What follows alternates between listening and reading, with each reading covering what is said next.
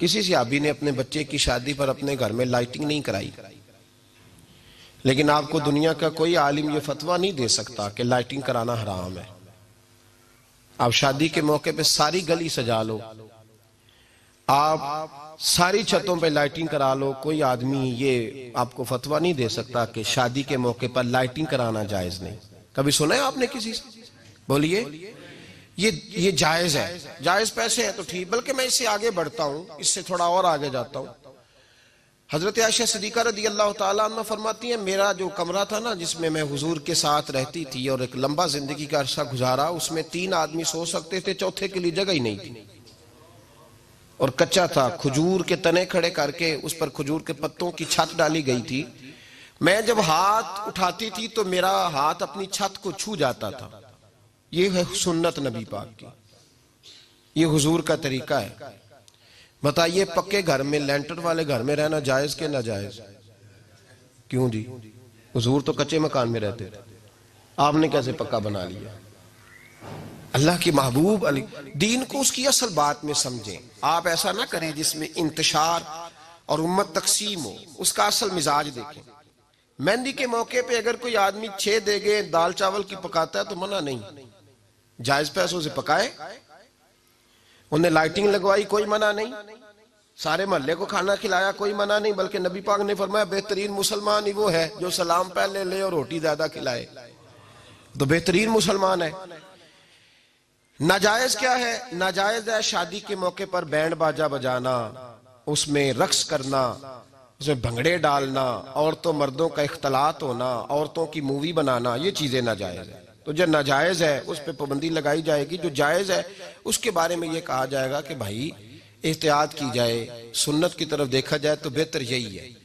لیکن اگر کوئی کسی آدمی کے پاس جائز پیسے ہوں، وہ 100 کنال کے گھر میں رہے، اگرچہ سنت یہ نہیں، پر یہ تو کوئی فتویٰ نہیں نہ دے سکتا کہ حرام ہے تیرا 100 کنال کے گھر میں رہنا، کہ ہے فتویٰ کہیں آپ نے سنا؟ تو ہمارے ہاں تکلیف کا معاملہ یہ ہے۔ دیکھیں میرے بھائی، کسی بھی صحابی نے، بڑے درد کے ساتھ بات کر رہا ہوں اور یہ میرا درد ہے، میں درد سے اپنے دل کو، اپنے ایمان کو حاضر ناظر کہہ کے بات کر رہا ہوں۔ امت بٹ جاتی ہے ہر موقع پہ یار، ہر جگہ ہی تقسیم ہو رہی ہے امت مسلمہ، ہر روز کچھ نہ کچھ فتوے ایسے مل جاتے ہیں جس میں دراڑیں پڑتی ہیں۔ کسی صحابی نے کسی مسجد کے اندر اشتہار چھپوا کے، اعلان کرا کے درس قرآن کرایا ہے کبھی؟ سیرت النبی کا جلسہ، ختم بخاری، مدرسے کا دستار فضیلت کا جلسہ، آپ نے اشتہار پڑھے ہیں نا یہ سارے مکاتب فکر کے، ہوتے ہیں کہ نہیں ہوتے؟ کسی صحابی نے اس طرح، وہ تو روز درس قرآن دیتے تھے، لیکن اس طرح اشتہار چھپوا کے، پوسٹر لگا کے، اور مصر سے کسی صحابی کو اسپیشل بلوا کے یا یمن سے بلوا کے مسجد کے اندر کبھی درس قرآن کے اجتماعات کرائے، سیرت النبی کے جلسے، ختم بخاری کے؟ او بھائی یہ ساری چیزیں حضور کے صحابہ کی سنت سے مروجہ انداز میں ثابت نہیں۔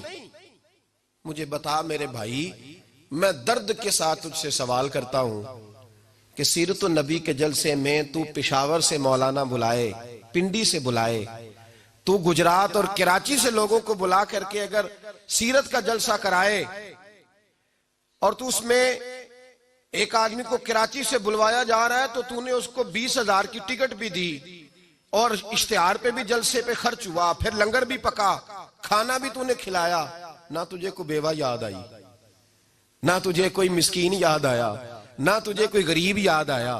حالانکہ کہنا چاہیے تھا نا یہ جو ₹1,00,000 لگ رہا ہے کسی بیوہ کی خدمت کر دینی چاہیے، یتیم کو دے دینا چاہیے۔ درد کے ساتھ بات کر، سوال میرا یہ ہے کہ وہی کام جو سیرت کے جلسے میں ہوتے ہیں، پہلے تلاوت ہوتی ہے، پھر نعت ہوتی ہے، پھر کسی عالم کا بیان ہوتا ہے، وہی کام صرف نام بدل کے کیا جائے، عید میلاد النبی نام رکھا جائے صلی اللہ علیہ وسلم۔ یہ میں آپ کے ذہنوں پہ دستک دے رہا ہوں، تقریر نہیں کر رہا، صرف دستک دے رہا۔ او بھائی دیکھو، ایک آدمی وہی کام نام بدل کے کرے تو جائز ہے، اور اگر اس میں نبی پاک کے میلاد کا نام رکھ لیا جائے یا نعت کا نام رکھ لیا جائے تو پھر مجھے اجازت دے میں تجھ سے سوال کروں کہ صرف تجھے حضور کی تعریف پوری لگتی ہے؟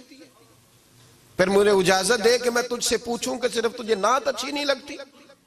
پھر مجھے اجازت دے کہ میں تجھ سے پوچھوں کہ تجھے صرف رسول اللہ کے قصیدے اچھے نہیں لگتے؟ دے مجھے اجازت کہ میں تجھ سے سوال کروں کہ جہاں ذکر رسول کی بات آئے وہاں تو پریشان کیوں ہوتا ہے؟ تجھے پتہ ہی نہیں یہ تو وہ ذکر ہے کہ رب فرماتا ہے تم بیان کرو نہ کرو وَرَفَعْنَا لَكَ ذِكْرَكَ، محبوب میں نے خود تیرے چرچے ساری دنیا میں بلند فرما دیے۔ اور نبی پاک نے پوچھا حضرت جبریل سے کہ چل جبریل تو بتا میری امت کو پتہ چلے رب نے میرا ذکر کیسے بلند کیا ہے؟ تو جناب جبریل کہنے لگے محبوبہ رب فرماتا ہے میرے نبی سے کہہ دے جہاں جہاں تیرے رب کا ذکر ہوگا وہاں وہاں تیرا بھی ذکر ہوتا رہے گا۔ یہ تو محتاج ہی نہیں کسی کا۔